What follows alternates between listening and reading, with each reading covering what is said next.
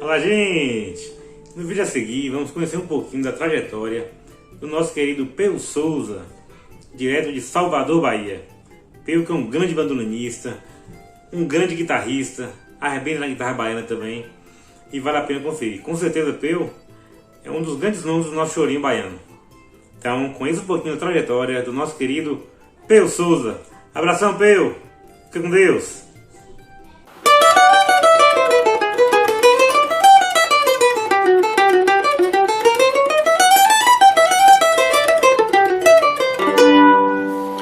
Olá, me chamo Peu Souza e estou vindo aqui resumir um pouco sobre a minha história na música.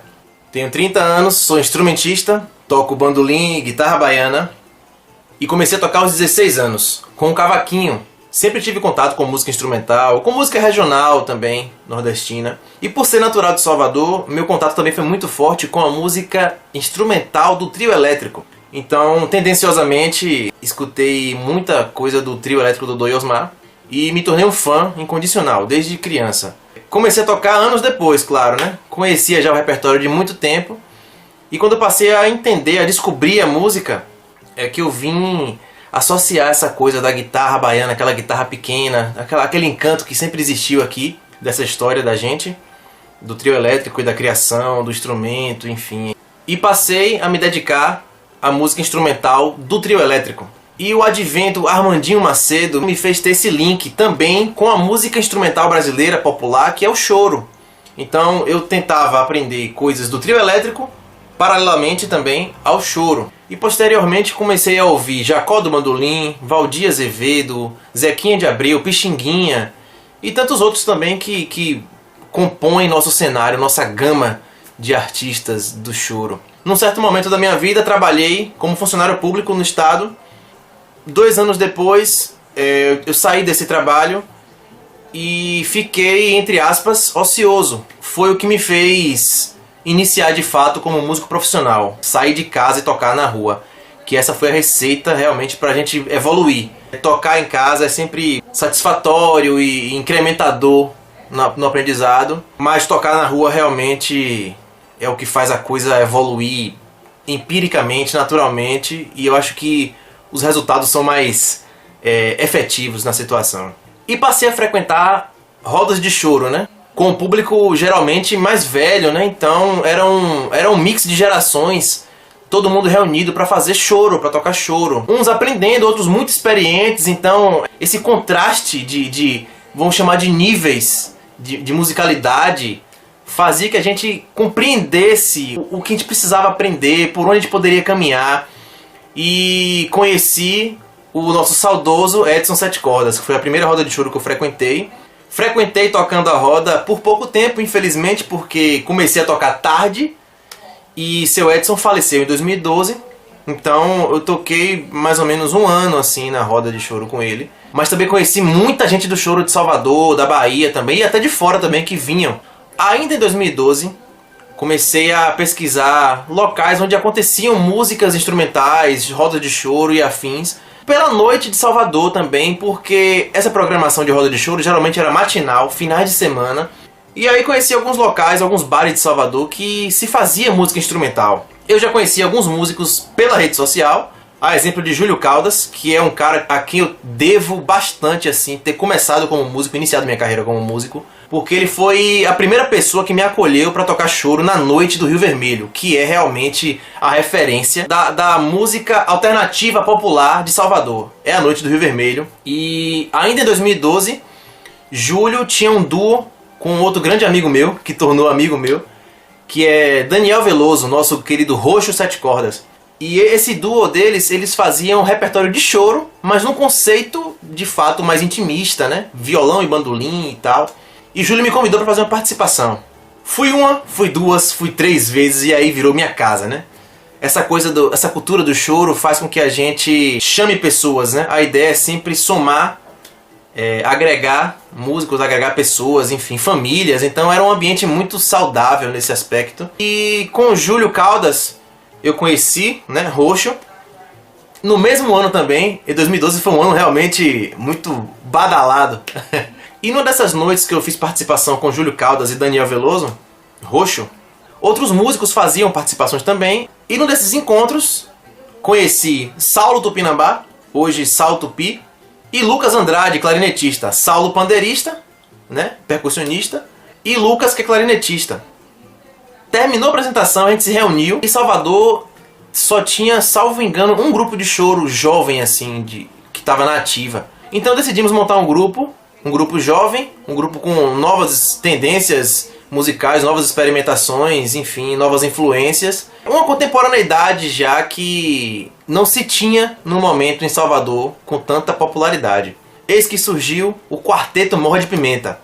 Esse grupo foi de fato a minha escola, foi onde eu mais aprendi, onde eu comecei a descoberta musical de rua de fato, porque a gente, além de ser um grupo de choro, que já tinha participado de rodas, que teve esse caminho, trilhou esse caminho inicial, a gente precisava produzir e trabalhar agora para manter uma rotina, o nome do grupo em ação. Então, entrar em contato com bares e contratos e eventos, enfim, correr atrás mesmo. Então essa parte da música me fez já entender como funcionava a dinâmica de ser músico, principalmente na cena instrumental na Bahia. O Morro de Pimenta fez várias temporadas em bares assim.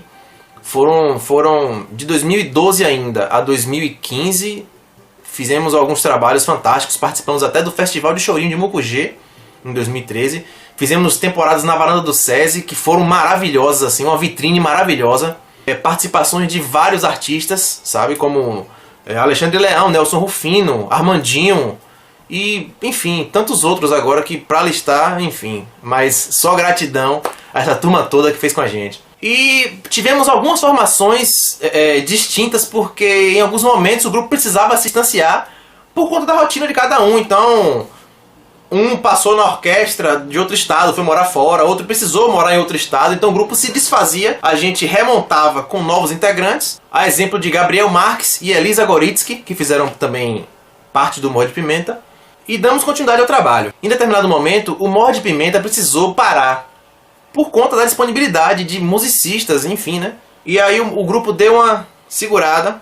Paralelamente a isso, eu já conheci o Janela Brasileira, que era um grupo instrumental, já tradicionalíssimo, porque o Janela já tem um reconhecimento já a nível nacional, já tocou fora, enfim, já era um grupo consolidado. Já tinha mais de 20 anos quando eu entrei, então foi uma experiência altamente enriquecedora e desafiadora para mim. Eu, como músico até então autodidata, ingressar em um grupo instrumental sem saber teoria musical, um grupo que era praticamente tudo arranjado em partitura, né, tudo escrito.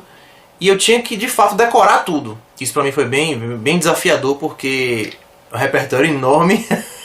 E eu tive que encarar esse trabalho. Eu quis também, né? Então, o desafio realmente é o combustível do instrumentista, né? Quem quer evoluir realmente precisa encarar desafios. Com o Janela também tivemos vários momentos incríveis, assim. Participei de festivais também. O Janela Brasileira não era um grupo de choro. Era um grupo de MPB instrumental. O grupo tinha essa coisa mais plural, no sentido de repertório, sabe? Então não era aquela coisa formatada para ser choro. Entrei no Janela em 2014 e tô até hoje. Apesar da pandemia, né? O grupo tá parado há um tempo. Mas enfim, já tenho aí... É o grupo que eu tenho mais tempo fazendo parte, né? Sou muito grato a isso, inclusive. Também em 2014, fui convidado por outro grande músico, referência pra gente aqui, Juvino Alves Filho, clarinetista também. E anos antes, por volta de 2006, 2007, que eu nem tocava ainda, nem conhecia essa turma, Juvino tinha idealizado o novo Clube do Choro da Bahia. Nesse intervalo aí de tempo, inclusive, ele precisou estudar, morar fora e tal, e saiu do Brasil. Quando retornou, em 2014, decidiu reativar o Clube do Choro, numa casa de shows que tinha no Rio Vermelho. E eu fui convidado a fazer parte desse grupo base que compunha o Clube do Choro. Foi outra experiência incrível, porque também muitas participações incríveis, assim. Eu toquei com Mário Ulloa, toquei com Matheus Aleluia, toquei com músicos de choro do Brasil inteiro também, do Rio de Janeiro, sabe, de Brasília, que vinham fazer participações.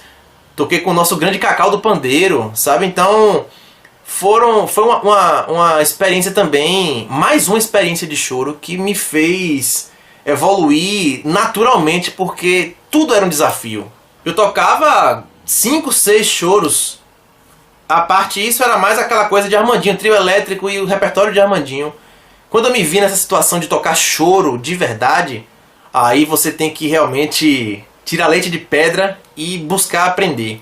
E aí, a cada vez mais, eu ia me inserindo no contexto do choro da Bahia. Ainda em 2014, eu cursava na faculdade, na área de tecnologia da informação, então nada a ver com música. E conhecia pessoal, colegas de faculdade e tal. Um pessoal lá tocava, né? Tinha esse contato, sabiam que eu era músico. E certa vez em 2014, em Lauro de Freitas, região metropolitana, o pessoal da faculdade reuniu um grupo de amigos deles e resolveram fazer um show aberto num barzinho e tal, assim, pra que fosse no formato sarau. Chegasse e tocasse, enfim. E eu fui convidado, né, bem espontaneamente assim, pra dar uma canja com esse pessoal. Lembro que nesse dia eu tinha tocado em 3 lugares. E aí eu tava exausto, mas eu falei assim, eu vou. Porque eu só tava tocando choro também. Então eu quis experimentar uma outra possibilidade, com bandolim e tal. Pouquíssima gente tocava. Eu entrei na segunda música e toquei o restante do show inteiro. No fim das contas, eu tava indo pra casa, e aí o pessoal que tava lá chegou, Peu, vem cá, por favor, tá aqui. Me entregou parte do cachê, né? E eu falei que era participação e tal. Eu vim porque eu queria tocar, queria me divertir. E não, você vai receber esse cachê aqui. E esse projeto tá dando certo. Vamos tentar colocar ele na semana que vem, você já faz parte da banda. E aí me vi realmente dentro de um projeto que eu tava adorando, porque é um repertório já internacional, uma outra linguagem, outra possibilidade de tocar. E eu tocando bandolim também, então era uma coisa inovadora assim, para o contexto, para a instrumentação da banda. Eis que na semana seguinte estava eu lá, já como músico da banda. A banda não tinha nome ainda, carregava o nome do cantor. Decidimos chamar a banda de A Feira. A Feira que veio justamente de uma feira que acontecia no mesmo lugar, só que pela manhã. Então tinha a feira pela manhã e à noite também, como a gente tocava de tudo, né? Uma coisa bem livre. E com participação de muita gente, acabamos batizando de feira, de A Feira, né? Então tinha a feira pela manhã e a feira pela noite. A banda Feira realmente se consolidou na região. E lá também eu já comecei a inserir o contexto de guitarra baiana, já no repertório. Então era uma coisa também muito pouco vista na cena. Enfim, tocávamos de tudo.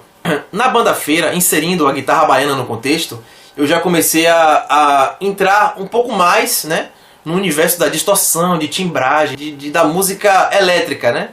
Porque apesar de já tocar guitarra baiana já de um tempo antes, enfim, o repertório de Armandinho e tal, porque eu tocava muito mais música regional, o repertório do trio elétrico e coisas de frevo, em coisas como Alceu Valença, Zé Ramalho e essa linhagem que eu trouxe muito da musicalidade de meu pai, né, que sempre gostou disso e também sempre tocou violão entre os amigos e tal. Eu venho dessa linhagem aí da música regional. E com a banda Feira eu passei a tocar coisas de fora, sabe? Coisas do rock and roll nacional, então já tive que ingressar um pouco mais, mergulhar um pouco mais nesse universo. Faço parte também da banda Feira até hoje. E em 2017 surgiu a oportunidade de tocar num projeto de axé chamado Abre Alas, com 2 amigos já consolidados, né, no quesito axé music. E aí lá também cantei. Então eu tocava guitarra baiana, cantava, fazia vocais também, né, e tocava um repertório que eu sou completamente apaixonado, que é axé music das antigas, né. Então nosso repertório tinha algumas coisas atuais, mas também a gente tocava muita coisa de 2000 para trás. Então era um repertório de rememorar, né, os antigos carnavais. O Abre Alas também fizemos alguns eventos, chegamos a viajar também tocando. Outro projeto também que me fez evoluir ainda mais nesse âmbito de banda, né? Porque o grupo de choro, o grupo instrumental, geralmente tem aquele conceito mais de regional, agora regional digo o grupo, né? O regional de choro. E banda é com bateria, com contrabaixo, então é um som mais encorpado nesse sentido.